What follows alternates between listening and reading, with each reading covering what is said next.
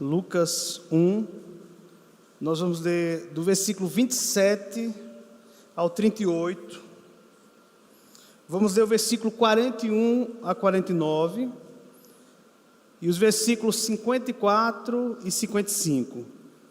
Lucas 1, 27 a 38, depois 41 a 49, depois 54 e 55.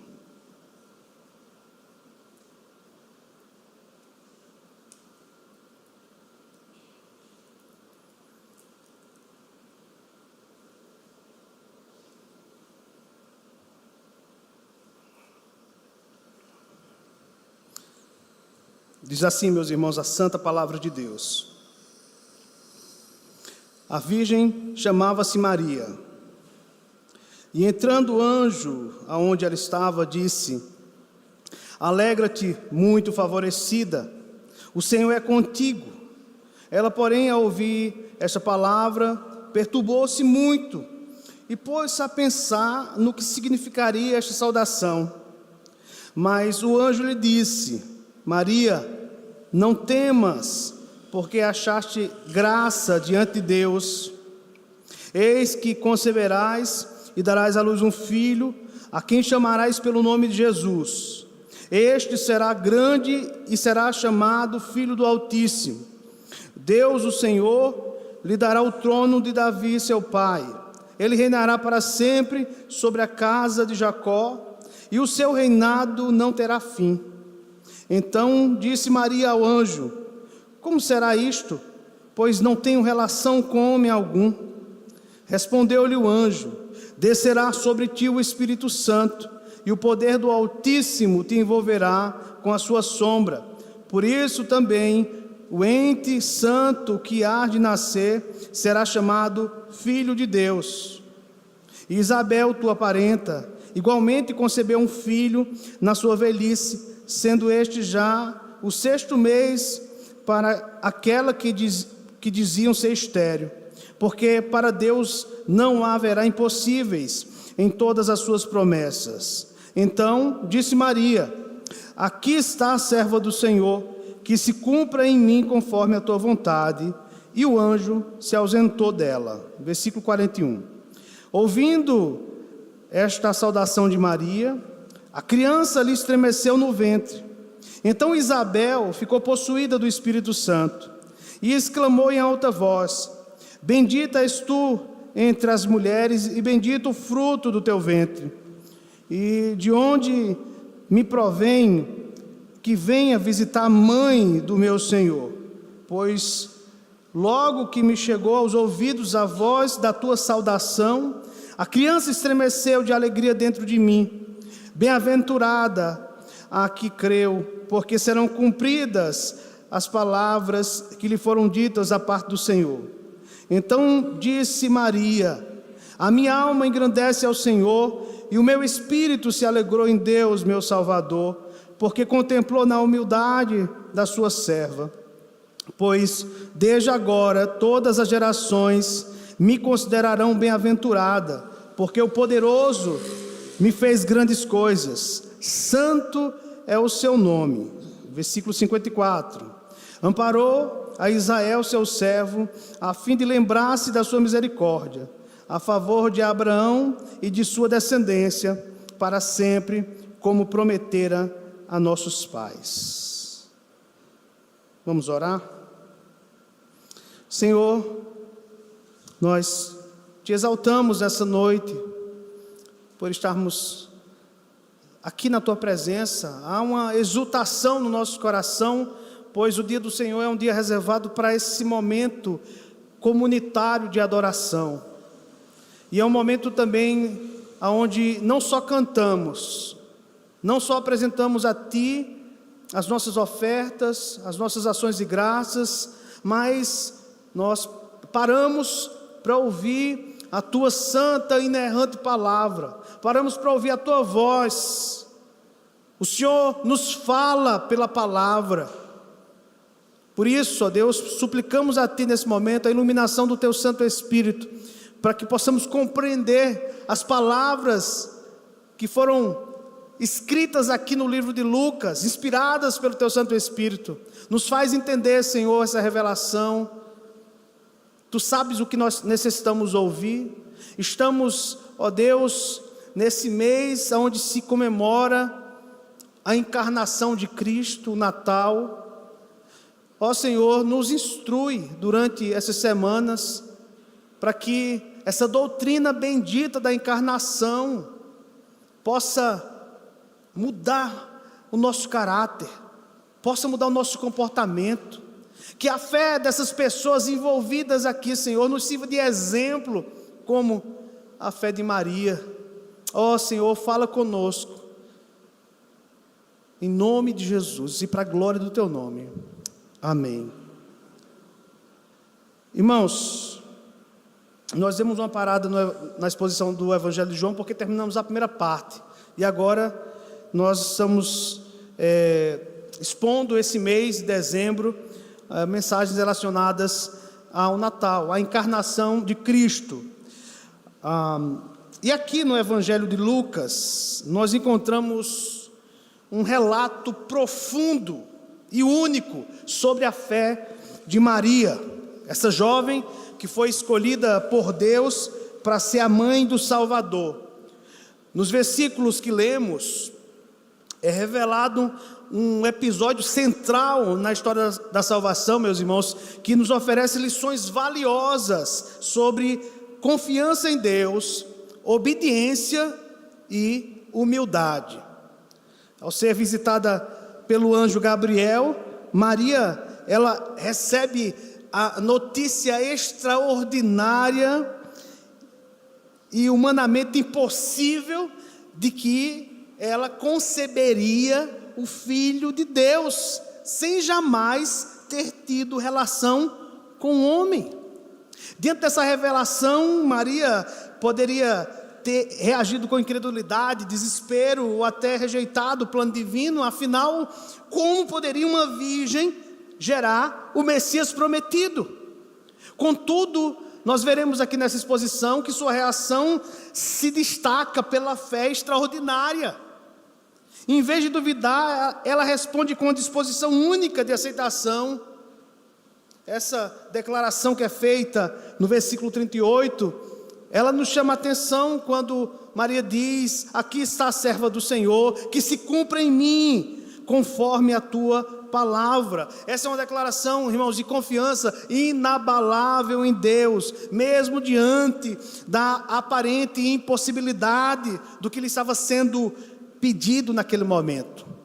Ela, evidentemente, não compreendia todos os aspectos do plano divino, mas o que nós observamos aqui no texto é que ela confia plenamente na sabedoria e na soberania de Deus.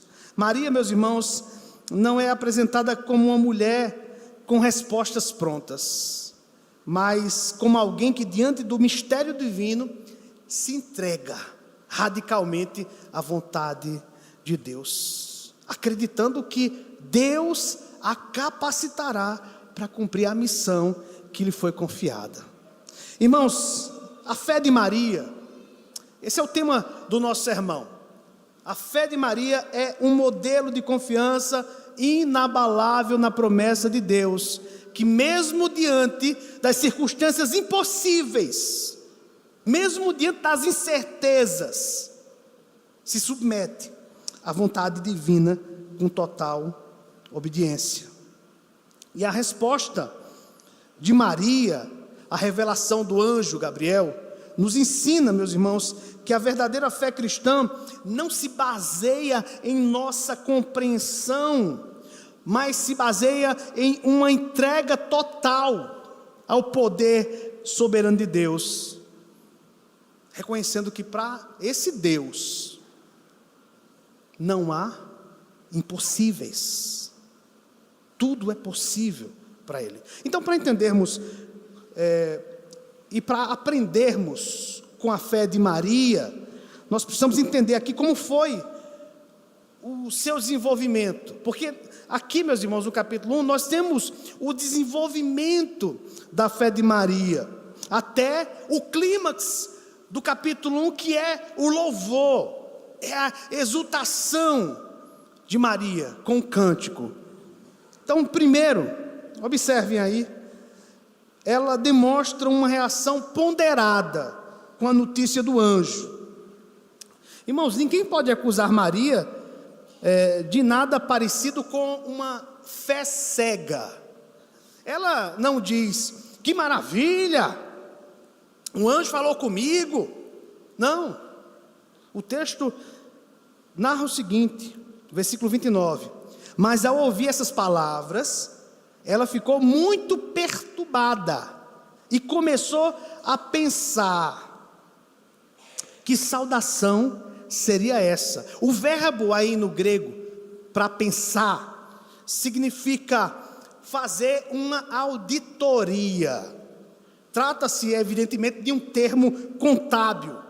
Significa somar tudo, pensar, ponderar, ser intensamente racional. Claro, irmãos, que Maria aqui, ela está se sentindo perturbada, como qualquer pessoa normal ficaria diante de uma aparição de um anjo. Então, certamente, muitas coisas passou pela mente de Maria. Estou mesmo vendo um anjo? Será uma alucinação? O que é que está acontecendo aqui? A mente dela ficou perturbada. Veja, irmãos, que ela não aceita de pronto a mensagem. Em vez disso, ela pergunta, como será isto? Maria, irmãos, nos mostra que reagir com fé é uma experiência que envolve a pessoa como um todo. E é claro que inclui o nosso intelecto. Maria reflete, Maria pondera, Maria questiona. Meus irmãos, a fé, ela não se baseia em uma aceitação cega, mas em um processo de reflexão. Pessoas modernas do nosso tempo tendem a ler textos antigos com muita arrogância, como se nós hoje tivéssemos todas as respostas, né, para as dúvidas do passado, ou como se o nosso QI fosse superior ao QI daquelas pessoas da antiguidade. Presumimos que aquelas pessoas do passado fossem pessoas crédulas, pessoas supersticiosas, pessoas que estavam sempre prontas a acreditar em qualquer coisa. Mas, irmãos, 2000 anos atrás, elas não eram menos inteligentes do que nós. Veja, Maria reage de maneira muito parecida com o que você faria se um anjo aparecesse na sua frente e começasse a lhe falar. Nós temos que entender que nós somos treinados por nossa cultura para não acreditarmos no sobrenatural. Maria, ela foi treinada pela cultura da época para não acreditar que Deus seria capaz de se tornar um ser humano. Assim, embora diferentes, as barreiras que ela enfrentou contra a fé na mensagem de Natal, do nascimento do Messias, eram tão grandes quanto aquelas que talvez você e eu estejamos enfrentando no momento, para não crermos na mensagem do Natal. A nossa cultura não quer que nós acreditemos na mensagem do Natal. A nossa cultura não quer que nós acreditemos na encarnação. Os nossos filhos, infelizmente, são treinados pela cultura, pela mídia, para não crer no sobrenatural. Olhem para um ambiente de uma universidade.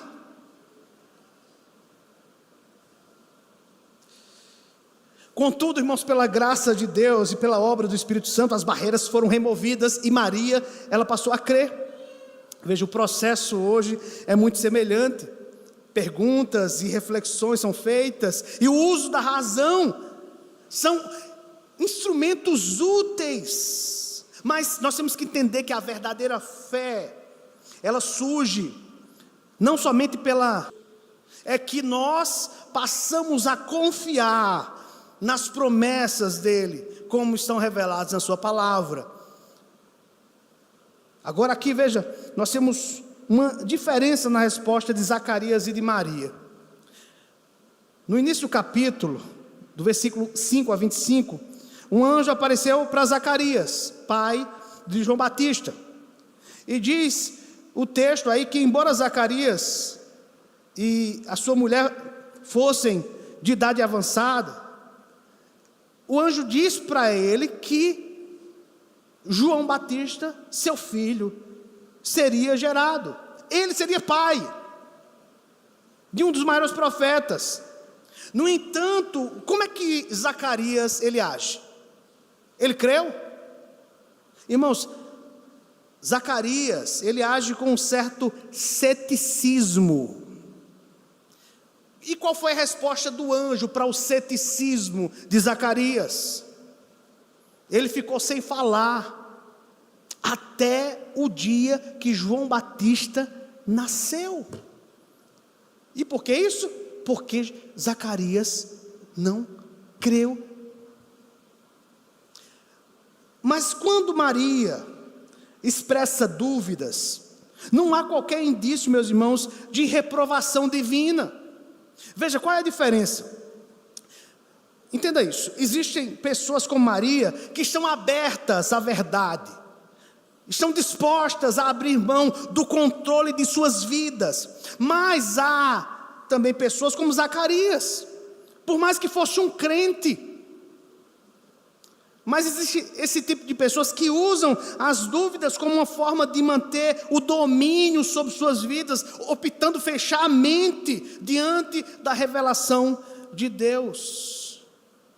Maria pondera, reflete, mas Maria não age com ceticismo, como aconteceu com Zacarias. Então, perceba aí, meus irmãos, ela demonstra uma reação ponderada com a notícia que o anjo lhe deu. Em segundo lugar, ela responde de forma progressiva a essa revelação.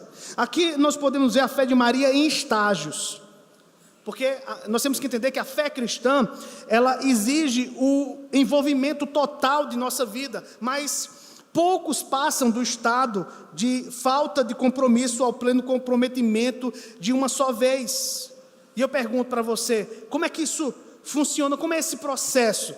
Veja, ela pode ser muito diferente de pessoa para pessoa, nem todas as pessoas vão crer de imediato, nem todas as pessoas vão reagir como Maria reagiu. Nós não podemos padronizar quando e como a fé se desenvolve, porque cada jornada é única. A minha jornada de fé foi diferente da sua. A sua jornada de fé é diferente da dos irmãos que estão aqui. Aqui nós precisamos entender que é perigoso, irmãos, nós uniformizarmos a experiência cristã, para dizermos assim, não, se eu tive essa experiência, você também tem que ter. Nem sempre, irmãos, vai acontecer como acontece com outras pessoas. Veja, existem pessoas que talvez sejam aqui, que digam assim, eu não lembro o momento que eu me converti, eu só sei que eu entendi que sou um cristão, não é? Que eu nasci de novo, o Espírito Santo trabalhou no meu coração, mas eu não lembro o dia, não teve aquele momento onde houve um apelo, eu levantei a mão, não houve esse momento, não houve aquele momento onde eu pedi para que o pastor orasse por mim, ou para que o meu pai em casa orasse por mim. Essas experiências, meus irmãos, de fé, são diferentes de pessoas para pessoas. Deixa eu me dar um exemplo para vocês. John Bunyan, quem nunca leu, né? O Peregrino, é um dos livros, depois da Bíblia, mais lido, uma literatura cristã maravilhosa. Todo cristão deveria ler O Peregrino, de John Bunyan. Ele passou quase 1 ano e meio, irmãos, em grande angústia e depressão, antes de superar tudo e assim experimentar a graça e o amor de Deus. Por outro lado, se você examinar o carcereiro lá de Filipos, melhor dizendo, na primeira vez que ele ouviu o evangelho, o que foi que aconteceu? Ele teve um lampejo de reconhecimento e automaticamente, quase que instantaneamente, naquela mesma madrugada ali, ele aceitou a mensagem proclamada pelo apóstolo Paulo, e naquele mesmo momento ele foi batizado juntamente com a sua família. Foi algo imediato, mas isso não acontece com todas as pessoas. As experiências são diferentes. Ao observarmos aqui o processo da fé de Maria, nós podemos, irmãos, aprender muito sobre a nossa própria jornada de fé. Veja, a primeira reação de Maria é o que nós podemos chamar de uma incredulidade comedida. Essa primeira reação de Maria, que é uma incredulidade comedida, acontece no versículo 34. Ao ouvir a mensagem do evangelho pela primeira vez, ela questionou. Veja o questionamento dela, diferente de Zacarias. Como isso poderá acontecer? Meus irmãos, nós estamos falando de uma jovem que tinha aproximadamente 15 anos. As jovens judias, elas já poderiam casar a partir dos 12 anos. Isso aqui é um choque, não é para nós. Mas Maria, provavelmente, ela deveria ter ali por volta de 15 anos de idade. E aqui ela faz esse questionamento, que é um tipo de incredulidade comedida. Como isso poderá acontecer? Ela expressa aqui, meus irmãos, uma dúvida educada. Algo como: isso é impossível. Isso é impossível. Maria, irmãos, ela não interrompe a conversa e pede mais esclarecimentos para o anjo. Mesmo em sua dúvida, ela reage de forma moderada. Ela não rejeita a mensagem do anjo, mas ela está aqui buscando um maior entendimento. Então nós temos o segundo estágio da fé dela, a aceitação simples. Ela diz: aqui está a serva do Senhor, que se cumpra em mim conforme a tua palavra. Maria não diz: agora tudo ficou claro, entendi. Ela simplesmente se submete com confiança, dizendo: isso não faz sentido para mim, porque eu sou virgem, eu nunca tive relação com um homem, eu estou comprometida, mas eu nunca dormi com José, mas eu me empenharei, eu seguirei a vontade do Senhor. Irmãos, esse momento pode ser crucial para muitas pessoas. Algumas pessoas não se aproximam de Jesus a menos que compreendam tudo de uma vez, racional, emocional e pessoalmente. No entanto, às vezes o único passo que podemos dar, irmãos, é nos submeter, é confiar, apesar das nossas dúvidas, apesar das nossas incertezas, porque nem tudo nós saberemos. Nem tudo nós saberemos. Nós não temos explicação para tudo que está na Bíblia. Então, ela aceita, mesmo não compreendendo todas as complexidades da encarnação. Muitas pessoas, meus irmãos, antes de se tornarem cristãs, elas já acharam o cristianismo algo estranho. Certamente você que está aqui, não sei se quantos foram católicos ou foram de outras religiões, mas irmãos, para algumas pessoas, antes de se tornarem cristãs, o cristianismo era algo estranho. Imagine para um islâmico, converse hoje com um cristão que se converteu do islamismo, ele vai dizer: eu cresci aprendendo algo totalmente diferente que o cristianismo ensinava. Por isso que, para mim, o cristianismo era estranho. Mas, veja, ao refletir,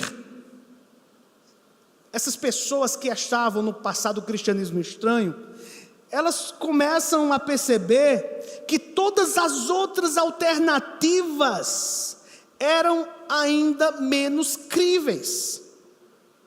Embora essas pessoas não tivessem motivo para rejeitar o cristianismo, elas sentiam dúvidas, receios sobre o que isso significaria para suas vidas. Mais uma vez eu digo para você, converse com um muçulmano, converse com uma pessoa que era espírita.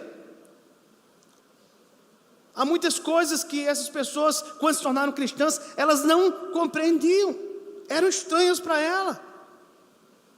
Foi assim com muitas pessoas, foi assim com Maria.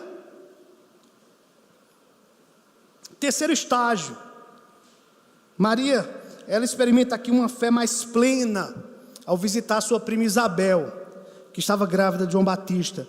Isabel, cheia do Espírito Santo, ela reconheceu que Maria carregava no seu ventre o Messias.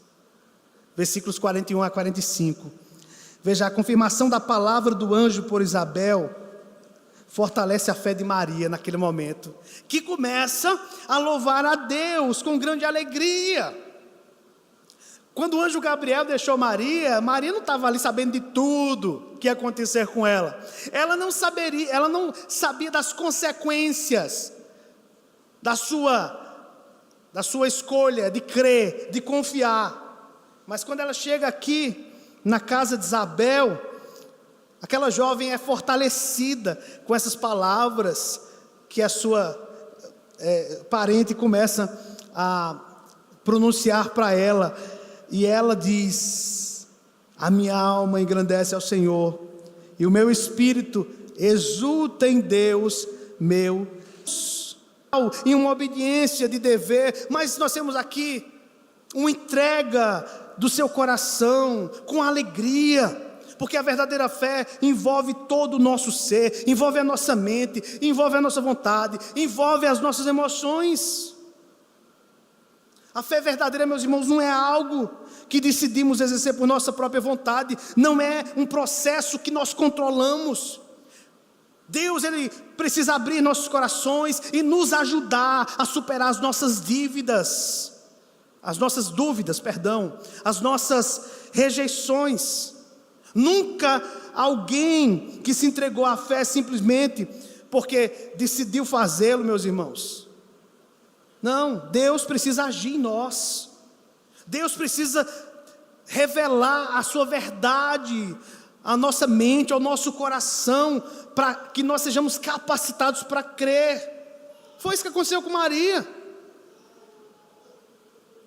Uma das marcas da verdadeira fé cristã é o entendimento, grave bem isso, é o entendimento de que existe um poder externo que nos alcança e age em nossas vidas. E é isso que Maria, ela enxerga agora, porque esse poder nos revela verdades que inicialmente podem parecer inacreditáveis, mas o Senhor nos ajuda a enxergar que essas verdades são reais. Imagina uma pessoa que era ateu, se torna cristã, mas ainda há resquícios na sua vida das heresias ou dos erros que essa pessoa ela aprendeu ao longo da sua vida, como por exemplo, acreditar no Big Bang.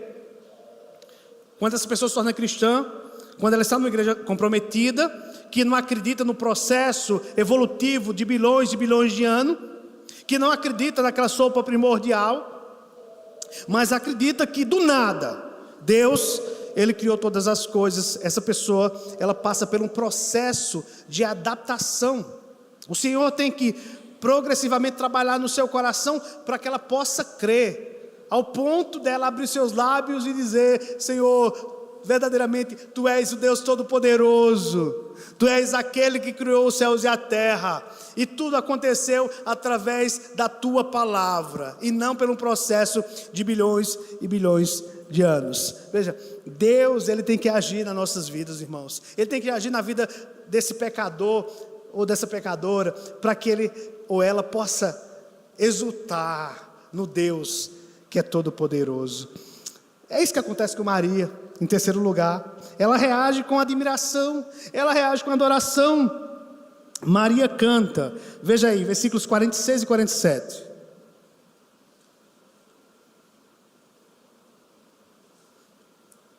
A minha alma engrandece ao Senhor, e o meu espírito exulta em Deus, meu Salvador. Essa expressão, irmãos, não é uma tentativa de dividir alma e espírito, como se fosse duas partes distintas do ser humano. Mas o que é que Maria está fazendo aqui quando diz: a minha alma engrandece ao Senhor e o meu espírito exulta em Deus? Alma e espírito, meus irmãos, alma e espírito é a mesma coisa.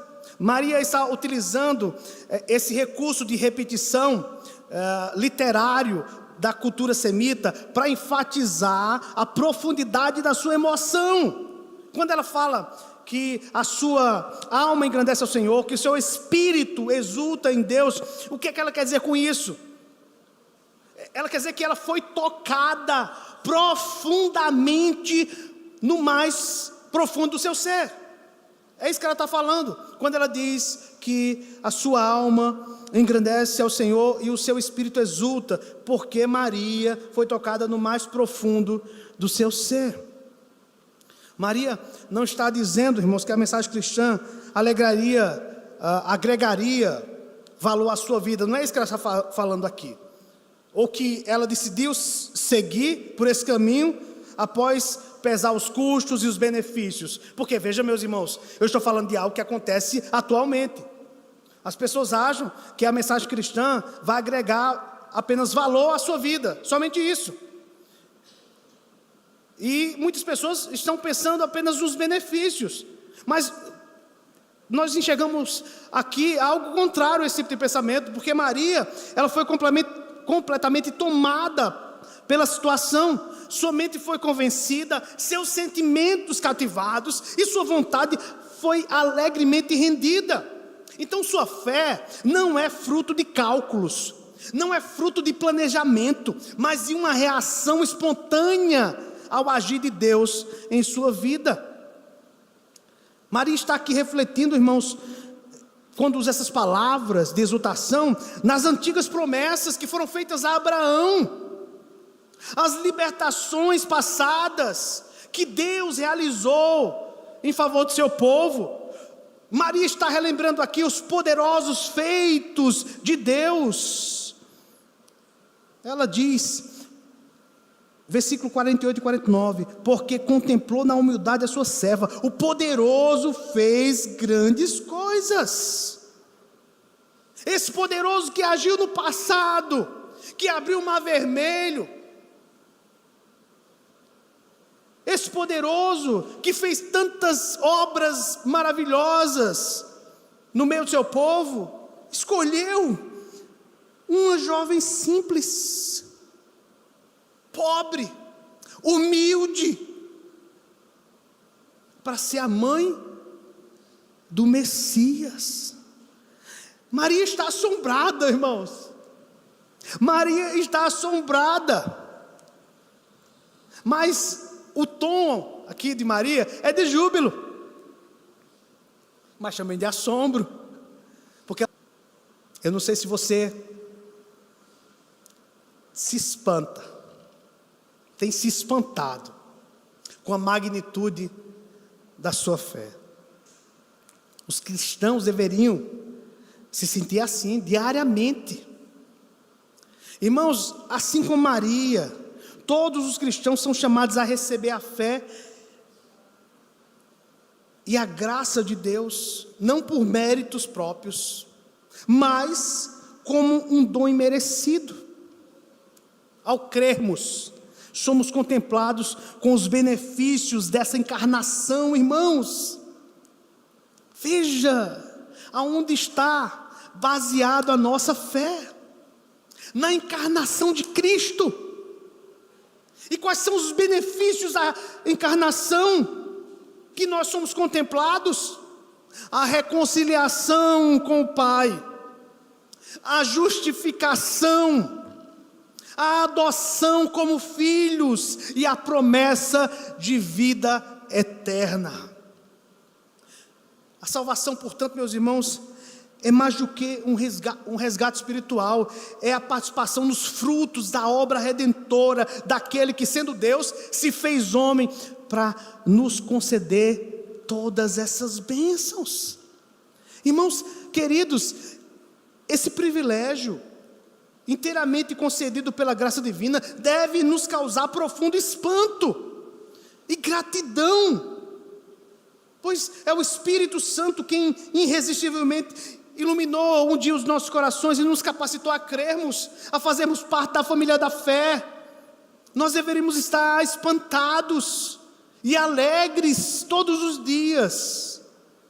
Mas a verdade, irmãos, a verdade é que parece que isso não tem mais acontecido com muitas pessoas, né? Com muitos crentes. Nos espantamos com tantas coisas, nos alegramos com tantas coisas, mas veja, meus irmãos, como o esfriamento espiritual, ele já chegou na vida de muitas pessoas, na igreja, em pleno século 21. Jesus, ele perguntou, será que quando o Filho do Homem vier, encontrará fé sobre a terra?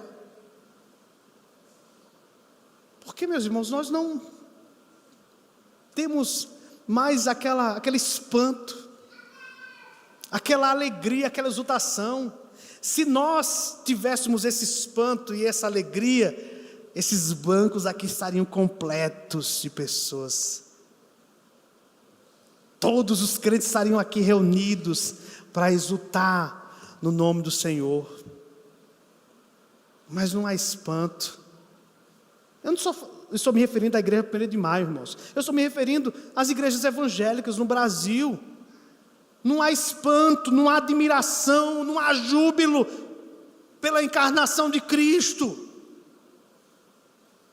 Há júbilo pelas bênçãos, pelas promessas de vitória.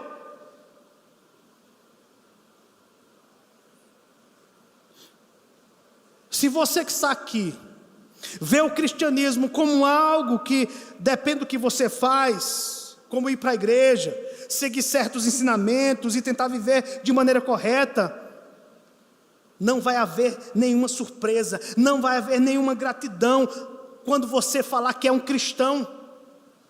Mas se você entende o cristianismo como algo sobrenatural, que é iniciativa de Deus, que quebrou a nossa dureza de coração, sim, nós estaremos todos os dias espantados e maravilhados com a obra de Deus na nossa vida. Olharemos no espelho e olharemos o que Deus ele tem feito na nossa vida, por sua graça, por suas misericórdias. John Newton, o grande autor do hino Amazing Grace, maravilhosa graça, ele nos lembra que o cristianismo é algo que Deus ele faz por nós. Ele diz assim no cântico: amemos e cantemos e nos maravilhemos, louvemos o nome do Salvador. Ele silenciou o bramido estrondoso da lei, extinguiu a chama do monte Sinai, lavou-nos com seu sangue, trouxe-nos para junto de Deus. Portanto, quando alguém lhe perguntar se você é cristão, a resposta não deve ser simplesmente claro que eu sou. A resposta mais apropriada deveria ser: sim, eu sou, mas isso é um milagre. Sim, eu sou cristão, mas isso é um milagre. Quem poderia imaginar algo assim acontecer na minha vida? Mas Ele fez isso, e agora eu sou dele. Irmãos, o cristianismo, ao contrário de ser uma simples tarefa ou obrigação, é um milagre contínuo da graça. um presente divino que nos transforma e nos chama a viver com espanto e com alegria. Assim como Maria, todos nós devemos nos maravilhar com o fato de sermos amados por Deus e sermos feitos cristãos, mesmo com todas as nossas falhas e limitações. Porque a verdadeira fé, meus irmãos, envolve surpresa. A verdadeira fé envolve adoração. A verdadeira fé envolve um profundo senso de gratidão.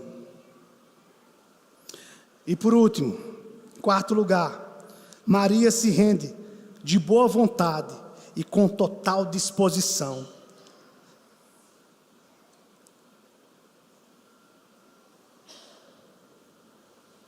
Como eu falei no início, a fé e a obediência de Maria não é cega, mas é fundamentada. Veja aí a famosa declaração dela, Lucas 1,38. Ela diz: aqui está a serva do Senhor, que se cumpra em mim conforme a tua vontade. Então aqui nós temos um exemplo claro de obediência, mas não é uma obediência cega. Maria não se submete a uma força cega ou impessoal. Ela não diz: Deus, tudo está em tuas mãos, eu não tenho alternativa. Em vez disso, sua obediência é fundamentada na compreensão de que Deus é o Criador, de que Deus é o sustentador de tudo. Ele merece ser servido e nós não temos o direito de lhe dizer o que deve ou não deve fazer. Há aqui, irmãos, uma diferença crucial entre a obediência cega e a obediência fundamentada. Veja, o cristão não obedece por medo ou pela ausência de escolhas, mas pelo reconhecimento da soberania de Deus. A obediência de Maria é um exemplo de entrega voluntária e consciente à vontade de Deus. Deixe-me fazer algumas perguntas a vocês. Você que está aqui nessa noite, é uma pergunta muito pessoal, ou melhor, direta. Você está disposto a obedecer tudo o que a Bíblia claramente manda, quer você goste, quer não? Você está disposto a confiar em Deus em qualquer situação em que Ele permita em sua vida, quer você compreenda essa situação ou não? Irmãos, essas duas perguntas nos desafiam aqui a refletirmos se realmente vivemos como servos de Deus, ou se apenas adotamos uma fé genérica. Porque a verdadeira fé, ela entrega tudo o que a pessoa tem. É um compromisso incondicional com a vontade de Deus. Eu pergunto para você, como tem sido o seu compromisso com Deus? É incondicional ou é condicional? A verdadeira obediência é um compromisso incondicional com Deus. Irmãos, Maria estava prestes a enfrentar aqui uma enorme pressão social, e ela enfrentou. Ela sabia que sua situação seria mal interpretada pela sociedade daquela época. Uma jovem de aproximadamente 15 anos, grávida, em uma cidade pequena, em uma cidade tradicional, todos suspeitariam que ela tivesse tido relações antes do casamento. Todos ali interpretariam que ela teria sido infiel a José.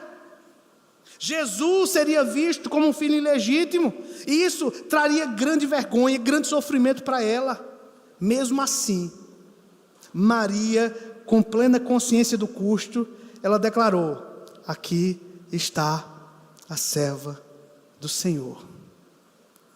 Ela estava disposta a enfrentar todas as dificuldades, porque Maria estava comprometida incondicionalmente com a vontade de Deus. Maria, meus irmãos, se coloca no mesmo caminho de fé que Abraão.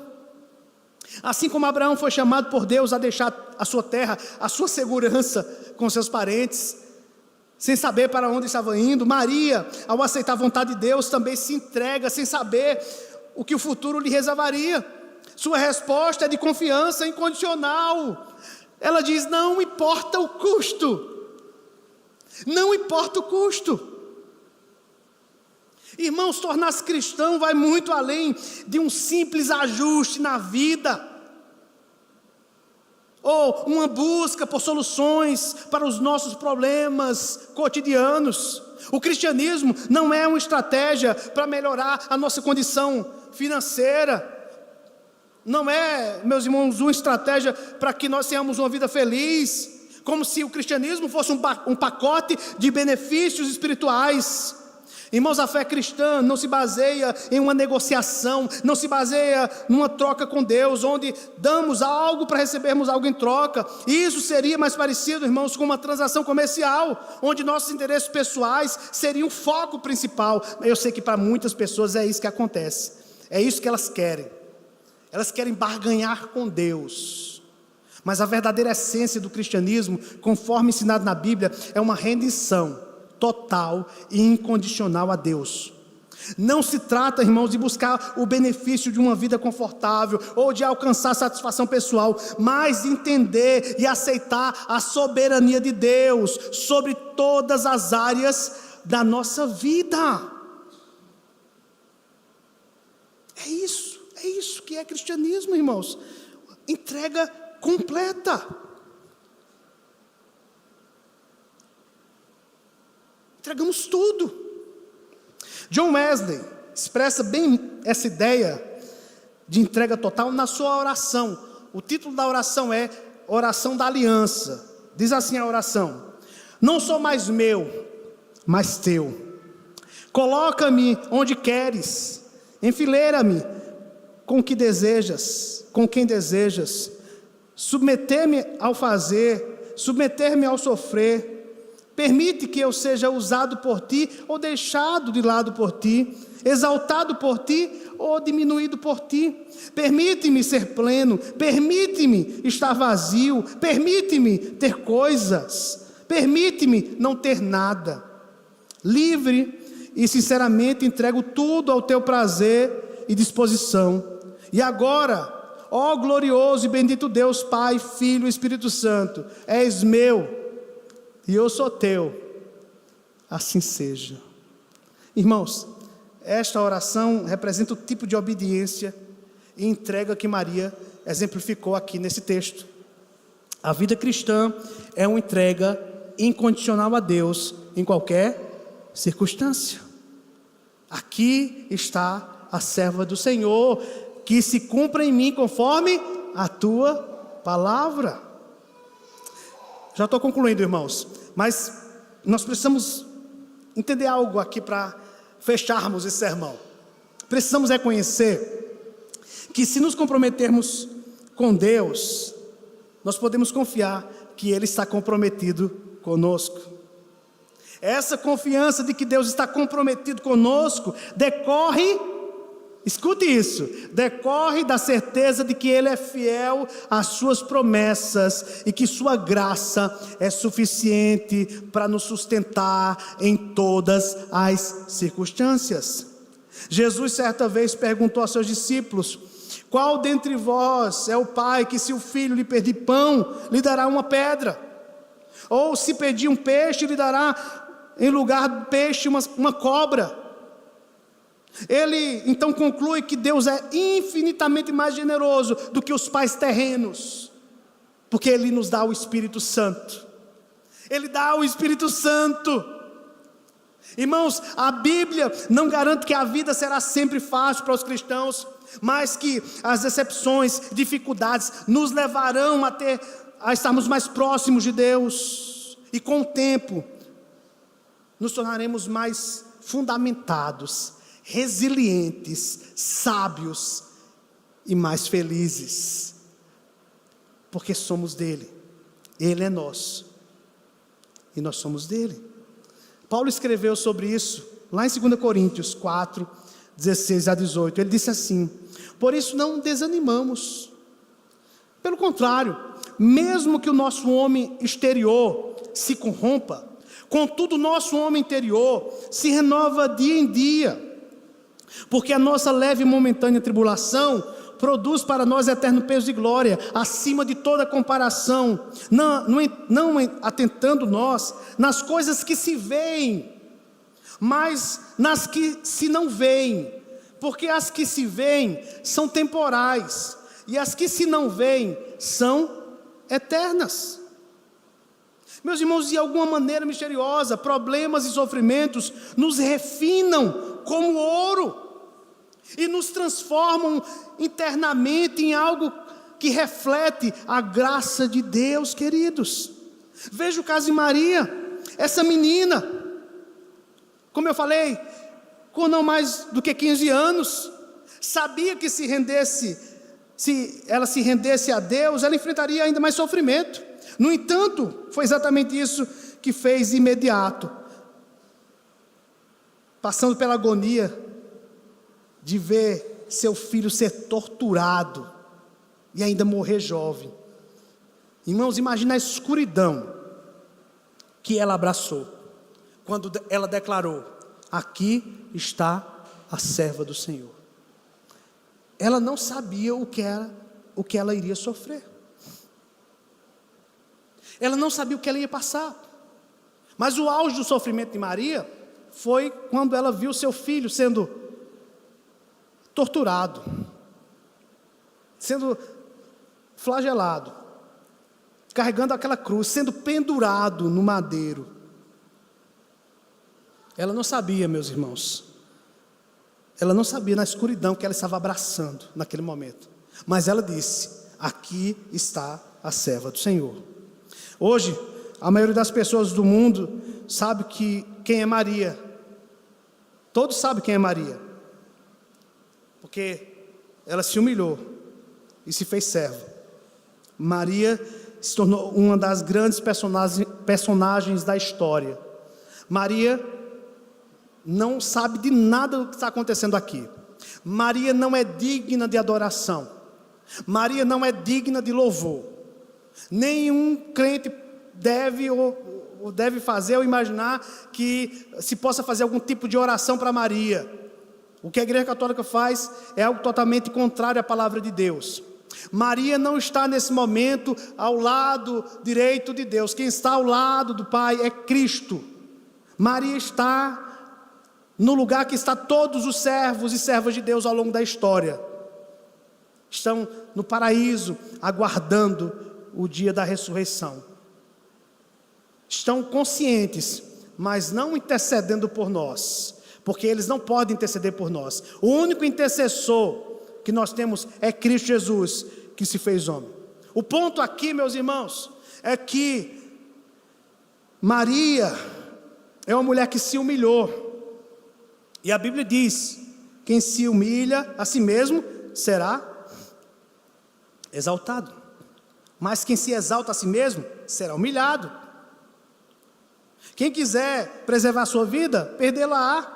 Mas quem perder a sua vida por minha causa, este será salvo. Este ganhará a vida de fato, que é a vida eterna. Portanto, o meu conselho para você nessa noite é: entregue-se a esse Deus Todo-Poderoso, e não subestime o que Ele pode fazer em você e por seu intermédio, se você se colocar em suas mãos. Estou falando aqui de uma entrega radical, irmãos, de uma entrega total. Como Paulo escreveu em 2 Coríntios, se nos doarmos por inteiro a Deus, a Cristo, Ele fará grandes coisas em nós e por meio de nós. É isso que vai acontecer. E aqui, para finalizar, meus irmãos, a nossa conclusão é a motivação para a entrega. A motivação para a entrega é saber que a vontade de Deus é boa, perfeita e agradável. A motivação da entrega deve ser a mesma que Maria tinha no seu coração, de ver Deus sendo exaltado através da sua vida. Você que está aqui nessa noite, você deseja ver Deus, ver Cristo sendo exaltado por meio da sua vida, você precisa fazer essa entrega. Você precisa fazer essa entrega. Irmãos, veja, Maria disse: aqui está a serva do Senhor.